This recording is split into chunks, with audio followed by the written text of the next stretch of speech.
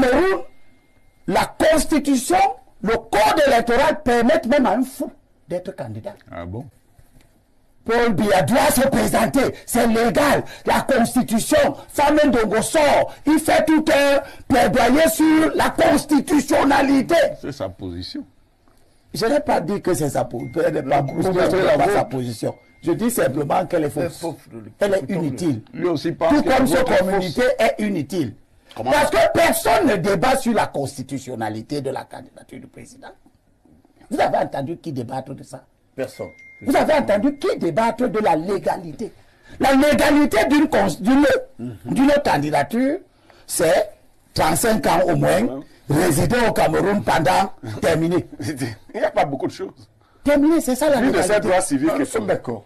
Mais au Cameroun, la constitution, le code électoral permettent même à un fou d'être candidat. Ah bon? Bien sûr. Il n'y a pas un dossier mental. Il n'y a pas dans le dossier de candidature un certificat médical, un rapport sur la santé mentale, sur la santé physique, sur les aptitudes intellectuelles. Ça ne veut pas dire. Alors, juste un dernier mot sur le président Biya. Je ne comprends pas que cet homme qui était admirable, qui connaissait au bout des doigts, sur le bout des doigts, la politique, je ne comprends pas qu'il soit encore là aujourd'hui. La raison que je vous ai donnée, c'est qu'il doit savoir, ou autour de lui, on doit savoir que lui parti, le Cameroun pourrait traverser des zones extrêmement difficiles, des périodes de troubles. Il n'est pas éternel. Nul n'était remplaçable. On n'a pas pensé... Monsieur, nul n'était remplaçable. Mais, je vous dis une chose, Houphouët-Boigny est parti.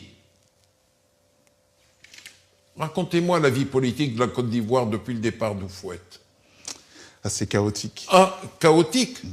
Coup d'État du général Gueye, la guerre civile, Bédier qui est renversé, le président Bédier qui est renversé, Laurent Gbagbo qui part à la CPI.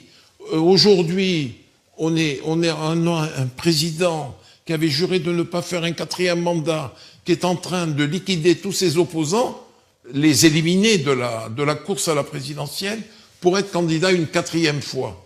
Et je suis inquiet pour la Côte d'Ivoire aujourd'hui. C'est pour cela, nul n'était remplaçable.